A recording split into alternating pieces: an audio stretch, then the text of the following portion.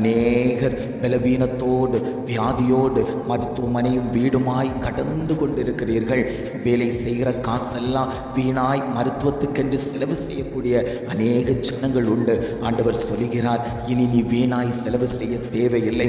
உன்மேல் நான் இரக்கம் வைத்து விட்டேன். என்னுடைய தழும்புகளால் உன்னை நான் சுகப்படுத்தப் போகிறேன். உன் குடும்பத்தில் நான் நிலைவரப்பட போகிறேன். உன் குடும்பத்தில் நான் தங்கி தாவரிக்கப் போகிறேன். நான் உன் குடும்பத்தை சிநேகித்து வைத்திருக்கிறேன். மகளே, மகனே, நீ வருத்தத்தோடு பாரத்தோடு இருப்பதற்கல்ல, உன்னுடைய பாரத்தை மாற்றி சுகபல ஆரோக்கியத்தை கொடுத்து நான் உன்னை பலப்படுத்தக்கூடிய கிறிஸ்து என்பதை அறியத்தக்க விதத்தில் உன் குடும்பத்தில் பல மாற்றத்தை நான் கொடுக்க போகிறேன். இது வியாதிப்பட்ட குடும்பம், இந்த குடும்பத்தில் இந்த வியாதி இருந்து கொண்டிருக்கிறது என்று அநேகர் சுட்டி காட்டி கொண்டிருந்தார்கள் அல்லவோ, அவைகளையெல்லாம் நான் மாற்றி வைத்துவிட்டு இந்த வியாதி எப்படி மாறினது, இந்த வியாதி எந்த காரணத்தினாலேயும் மாறாது என்று சொன்னார்களே, ஆனால் இப்பொழுது உங்கள் சரீரத்தில் இந்த வியாதி இல்லையே என்று ஆச்சரியப்படத்தக்க விதத்தில் கர்த்தர் பெரிய காரியத்தை உன் குடும்பத்தில் நான் செய்வேன் என்று ஆவியானவர் திட்டமும் தீர்மானமுமாய் தெளிவாய் ஆண்டவர் உங்களோடு கூட பேசிக் கொண்டிருக்கிறார்.